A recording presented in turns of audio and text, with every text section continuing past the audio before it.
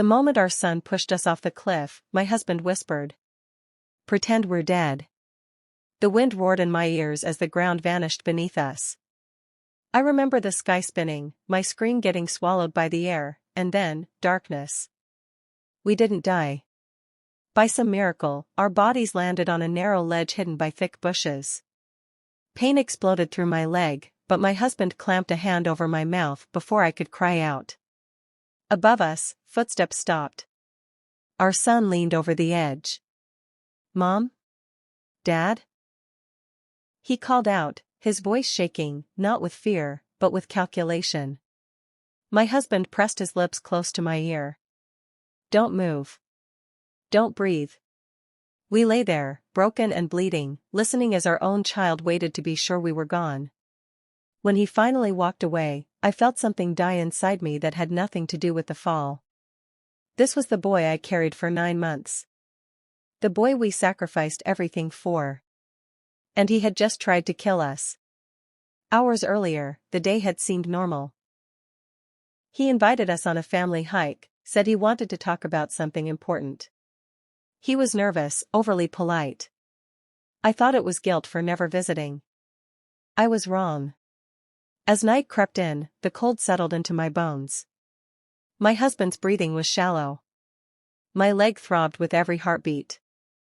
"We can't go home," he whispered. "If he wanted us dead once, he'll finish the job." That's when I realized something terrifying. Our son didn't push us in anger. He pushed us with a plan. We waited until full darkness before trying to move. Every inch hurt. My husband used his belt to tie a makeshift brace around my leg. Slowly, painfully, we climbed along the ledge until we found a narrow path down. By dawn, we reached an abandoned ranger cabin. Inside, there was an old radio and a dusty first aid kit. My husband cleaned my wounds while I stared at the wall, replaying our son's face in my mind. Why would he do this? The answer came when my husband checked his phone. No signal. But a message notification had already downloaded. From our son. "I'm sorry. You gave me no choice." Attached was a photo. Our bank documents. Our house deed. Our insurance policies. Everything. Suddenly, it made sense. Months earlier, he had asked about our will. About beneficiaries. About planning for the future. We had laughed it off. We shouldn't have. He was drowning in debt. Gambling, loans, people after him. We weren't parents to him anymore, we were obstacles. "We have to disappear," my husband said quietly. "If he thinks we're alive, we're dead for real." We used the radio to call emergency services anonymously, claiming to be hikers who heard about a fall. We made sure the report said the bodies were unrecoverable. By the time the news broke, our son was already being comforted by neighbors. "Such a tragedy," they said. We watched from a distance as our own funeral was announced. Our son cried on camera. That was the moment I knew something worse than hatred lived inside him. He felt relief. And now, legally, we were dead. That gave us one advantage. Time. 4 months, we lived quietly under borrowed names. A small town. No photos. No calls. We followed the news carefully. Our son sold our house.